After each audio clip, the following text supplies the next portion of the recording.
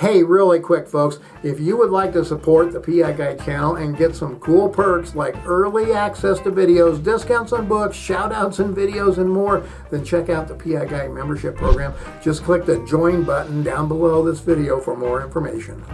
Do you know one of the most covert ways you can be tracked today? Well, let's just take a quick look at one of the quickly growing ways to track people today. We all know about GPS trackers, and they are effective to be sure. Most GPS trackers report a person's location, or at least the location of the GPS tracker, in real time or pretty darn close to real time. And most GPS trackers are accurate within a few feet these days, which is scary in and of itself, I must say. But the largest growing technology today that is being used to track people is not the old reliable GPS tracker. Now, as the song goes, don't let me be misunderstood. GPS trackers are still being widely used today, but there is a new technology out there that is becoming more and more common. Have you ever heard of the Tile Tracker or the Apple AirTag or other similar personal device trackers? Yep, these are getting to be more commonly used devices, to be sure. These devices talk to each other and talk to other devices on their network, and they talk to phones, tablets, and computers with the right software installed and can be used to track a person or an object. And these devices are very small. In fact, I have found small personal device trackers the size of a quarter, yep, about 3/4 of an inch in diameter and almost as flat as a quarter too. Now, a device that small can be hidden under a seat, tossed in a cubby, put in a backpack, placed under a floor mat, or hidden in just about anything. And given their size, one might think they are the largest growing threat in our personal security related to being tracked. But there is another technology used to track people that is even more stealth, more hidden, and even harder to detect. What other means of tracking a person can you think of? I would love to hear about it. Go down in the comments below and let me know. One of the most elusive ways to track someone today is with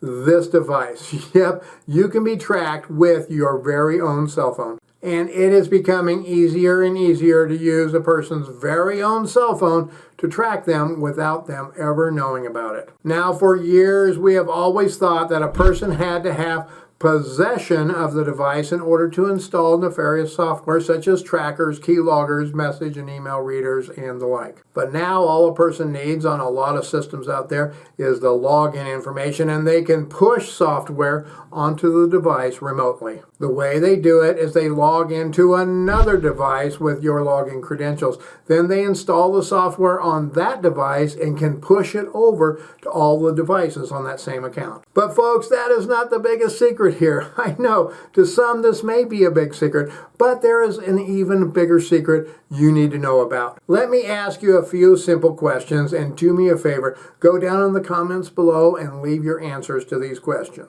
If you were a king or a queen, what would be your royal name? What country would you love to visit more than anywhere else? Everyone has a deep, dark, secret name. What is yours? Okay, I know you were like, what the heck, has the PI guy flipped his lid? How many of those questions did you answer? Probably none. But if you saw the same post on, let's say, Facebook or some other social media page, then would you have answered? Would you have clicked to find your secret royal name or who your secret admirer is? These and so many similar questions float about on social media that everyone thinks they are just simple little games to help pass the time. And we have gotten so used to them, we just click them once in a while to, well, just play along. But do you know the deep, dark secret to many of these tantalizing puzzles we see every day? Many of these, not all to be sure, but many of them are simply trying to gather information about us for nefarious purposes. You click, then it asks a few seemingly meaningless and safe questions, so it can, of course, give you the answer that you need. Some of these questions may seem random, like, what is your favorite dog breed? How many children do you have? What is the first letter of your middle name? What street did you grow up on? Then it gives you your very own personal royal name, King Muttpoodle the First. And you chuckle, then you share it with all of your friends, and then others can play along. Then another one comes up and it asks you a few more of those seemingly innocent personal questions, like who was your first crush on? What is your favorite rock singer? What is better, this soda or that soda? Then it gives you another whimsical answer to enlighten your day, and you share it, get another chuckle, and you move on. This happens day in and day out. Now you are doing this several times a day, and well, nothing bad has ever happened, so it must be okay, right? After all, Facebook and Twitter and all of these social media companies are looking out for our best interests, right? Right? Isn't that right?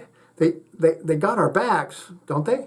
Well, folks, the social media companies want anything that keeps you on the site longer to be on their site, so there is not a lot of vetting going on there, sorry to say. But the fact that they, whoever they are getting all of this personal information of yours is not the big secret here, folks. Let's keep digging a little further down this rabbit hole, if you will. Now, they have compiled all of this info, and in many cases, they are able to decipher pieces of information you have given them, along with other pieces of information about you on the internet, and then they can start to gain access to your accounts. Do this really quick. Open up a browser, go to Google, and search for your first and last name in quotes, and then behind that, put the city and state you live in, then behind that, type email, and then hit enter. Now go through the results. I'll wait. Take a look and see what you see. Did you see any pages that come up with one of your email addresses? Now, I did this with someone I know, and I came up with all kinds of information, including partial and complete email addresses, spouse's name, children's names, dates of birth, ages, you name it. Now, what these companies, if that is what they are, can do is they can take all of the information out there about you already, mix it in with some of the good old-fashioned AI, the artificial intelligence, and come up with possible passwords for your login. Does it work every time for them? Nope.